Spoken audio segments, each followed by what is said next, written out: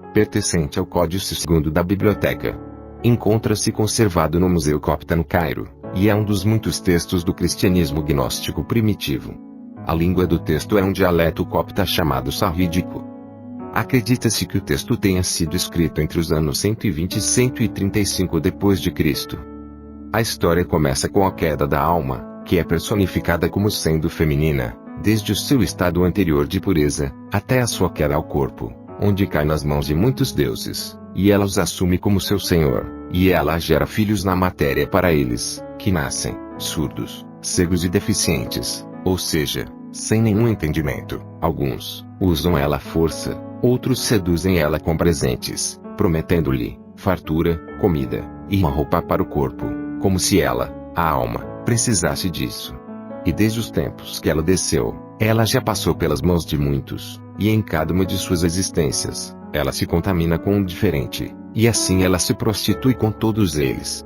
Até ao dia que, já cansada, ela se lembra do pai dela e de seu verdadeiro marido, o Cristo. Então, arrependida de todo o coração, por sua prostituição, e por gerar fruto da matéria, ela clama por ele do fundo do coração, e ela abandona a matéria, e se limpa de sua impureza, e entra na câmara nupcial, onde aguarda o seu noivo, e quando ele vem, ela se une a ele, e ambos se tornam um único ser, andrógeno como ela era do princípio.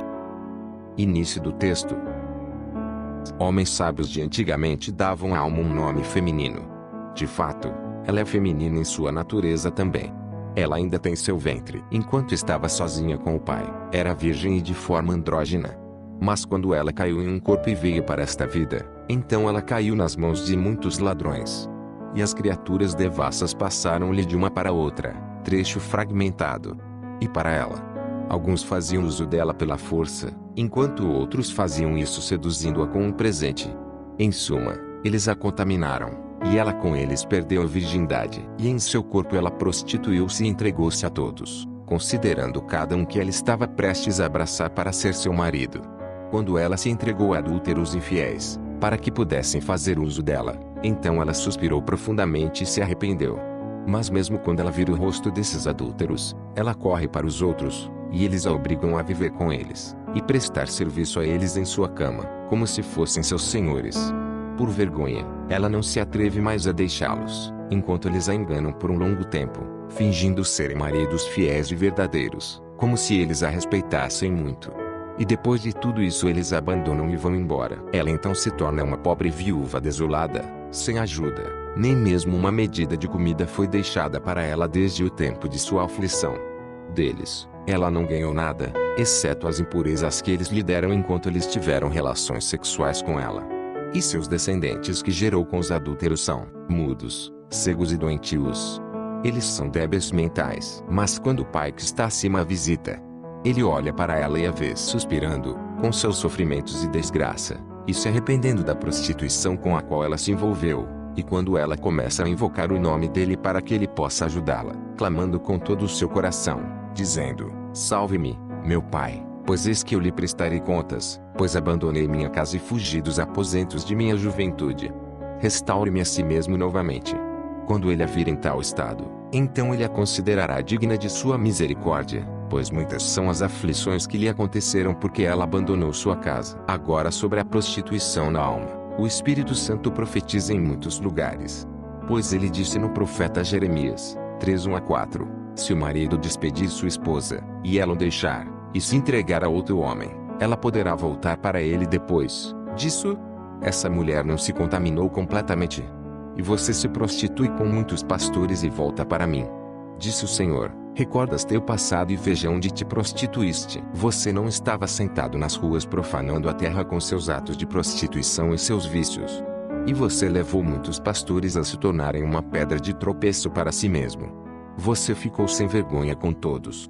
Você não me chamou como parente, ou pai, ou autor de sua virgindade. Novamente está escrito no profeta Oséias, 2:2-7. Venha, vá para a lei com sua mãe, pois ela não é para ser uma esposa para mim, nem eu, um marido para ela. Eu removerei a sua prostituição da minha presença e removerei seu adultério entre seus seios. Eu a deixarei nua como no dia em que nasceu, e a farei uma desolação como uma terra sem água, e a tornarei sem filhos. Não mostrarei piedade a seus filhos, pois eles são filhos da prostituição, pois a mãe deles se prostituiu e envergonhou seus filhos. Pois ela disse: vou me prostituir com meus amantes. Foram eles que me deram meu pão e minha água e minhas roupas, meu vinho, meu óleo e tudo de que eu precisava. Portanto, eis que eu os esconderei para que ela não possa correr atrás de seus adúlteros. Mais uma vez ele disse em Ezequiel 16 e 23 a 26: aconteceu depois de muita depravação, disse o Senhor, você construiu um bordel e montou um ponto nas ruas. E você construiu bordéis em cada pista, e você desperdiçou sua beleza, e mostrou suas pernas em todos os becos, e multiplicou seus atos de prostituição. Você se prostituiu aos filhos do Egito, aqueles que são seus vizinhos, homens grandiosos de carne. Mas o que significa os filhos do Egito, homens grandes de carne?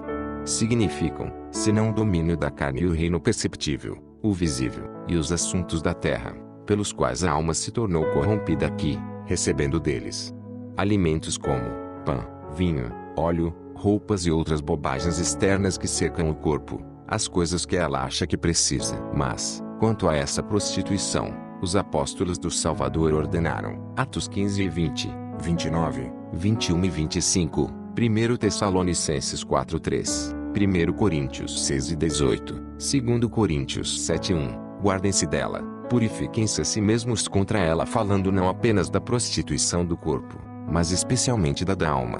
Por essa razão, os apóstolos escreveram às igrejas de Deus que tal prostituição não poderia ocorrer entre nós. No entanto, a maior luta tem a ver com a prostituição da alma.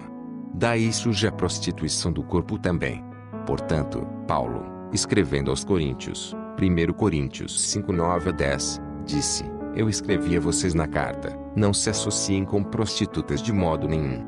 Significando, as prostitutas deste mundo, ou as gananciosas, ou as ladras, ou os idólatras. Desde então você teria que abandonar o mundo.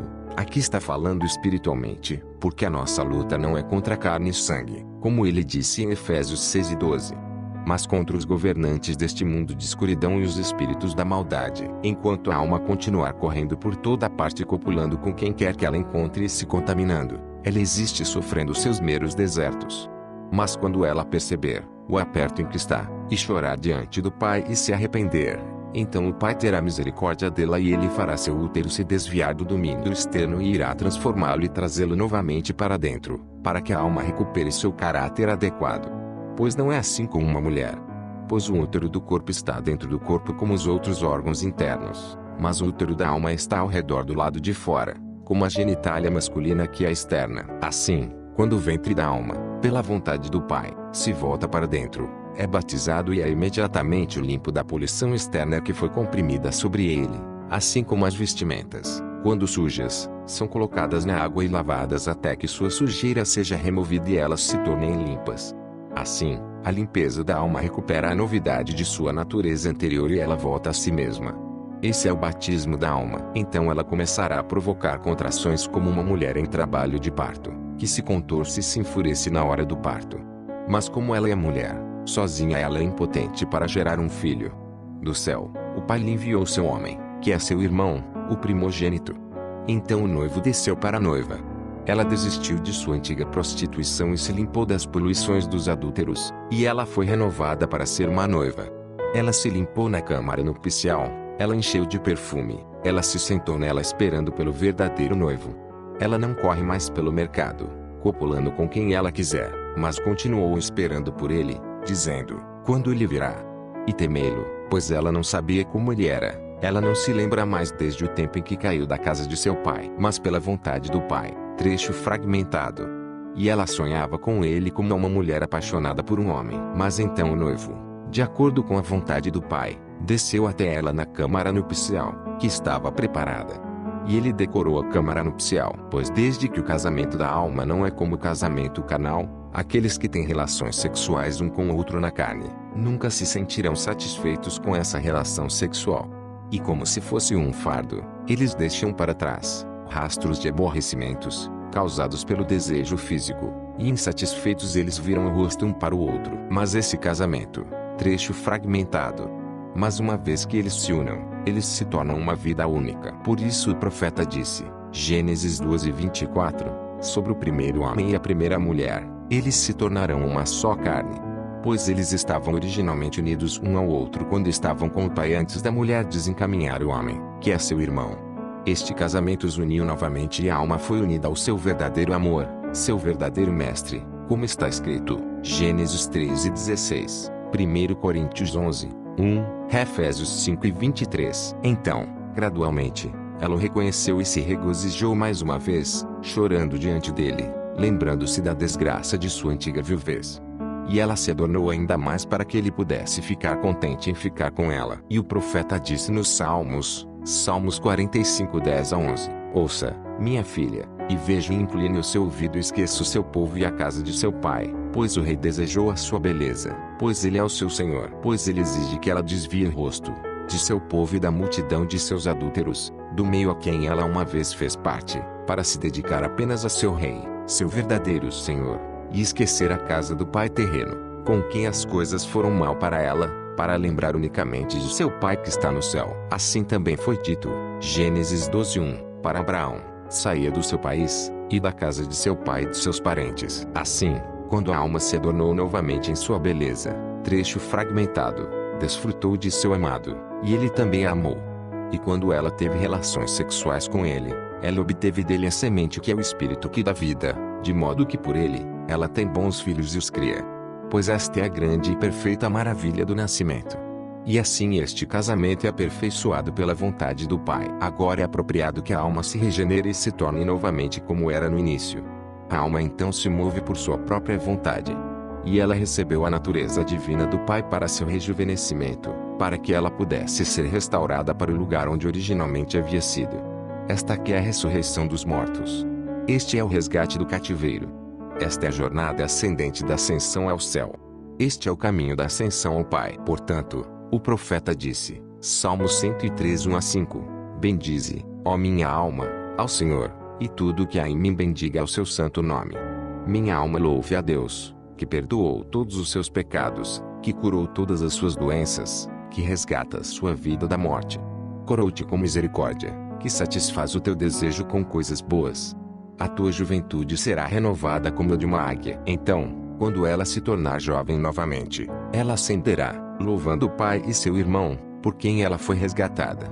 Assim, é por nascer de novo que a alma será salva. E isso se deve não às frases rotineiras, às habilidades profissionais ou ao aprendizado de livros. Pelo contrário, é a graça do trecho fragmentado, é o dom do trecho fragmentado.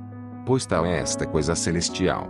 Portanto, o Salvador clama, João 6:44, ninguém pode vir a mim a menos que meu Pai o atraia, e o traga para mim, e eu mesmo ressuscitarei no último dia. Portanto, é apropriado orar ao Pai e chamá-lo com toda a nossa alma, não externamente com os lábios, mas com o Espírito, que é interior, que saiu das profundezas, suspirando, arrependendo-nos pela vida que vivemos, confessando nossos pecados, percebendo o engano vazio em que estávamos e o zelo vazio, nos odiando pelo modo como somos agora, lamentando por nós mesmos, chorando sobre como estávamos na escuridão e na lama, para que Ele tenha pena de nós. De novo disse o Salvador, Mateus 5:4, Lucas 6:12, bem-aventurados os que choram, porque eles serão consolados, e os que têm misericórdia serão abençoados, e os que têm fome são os que se fartarão. Mas uma vez ele disse, Lucas 14:26, se alguém não odeia a carne com suas paixões, não pode seguir-me.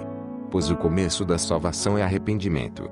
Portanto, Atos 13:24, antes da aparição de Cristo veio João, pregando o batismo de arrependimento. E o arrependimento acontece em aflição e tristeza. Mas o Pai é bom e ama a humanidade, e ouve a alma que o chama e envia a luz da salvação.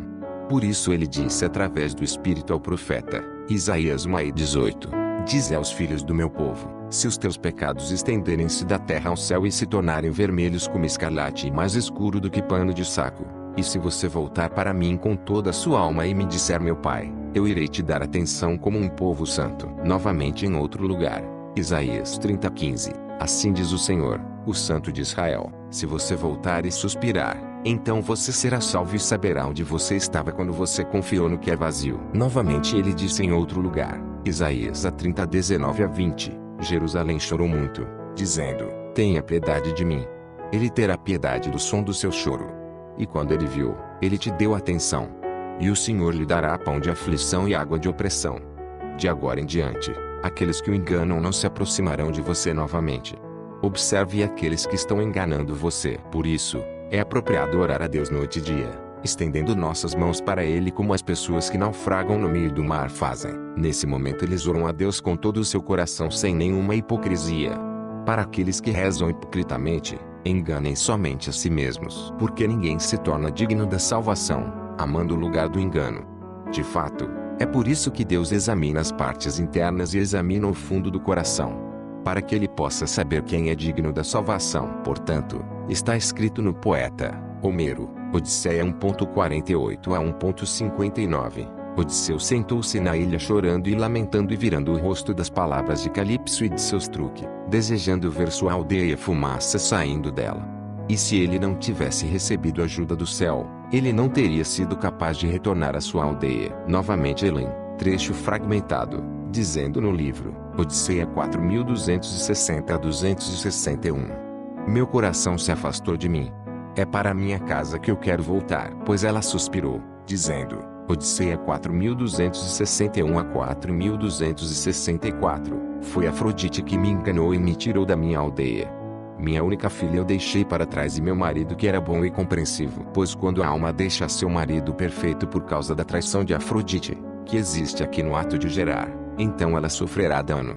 Mas se ela suspira e se arrepender, ela será restaurada em sua casa. Certamente Israel não teria sido visitado, em primeiro lugar, para ser tirado da terra do Egito, da casa da servidão, se não tivessem suspirado a Deus e chorado por causa da opressão de seus trabalhos. Novamente está escrito no Salmo 6:6 a 9. Eu estava muito perturbado em meu gemido. Irei banhar minha cama e meu lençol a cada noite com minhas lágrimas. Eu me tornei velho no meio de todos os meus inimigos. Apartai-vos de mim, todos os que trabalham na injustiça, porque eis que o Senhor ouviu o clamor do meu choro e o Senhor ouviu a minha oração. Se nos arrependermos, verdadeiramente Deus nos dará atenção. Aquele que é longânimo e abundante em misericórdia, seja dado a glória para todos sempre. Amém. A exegese na alma, traduzido da versão original em inglês.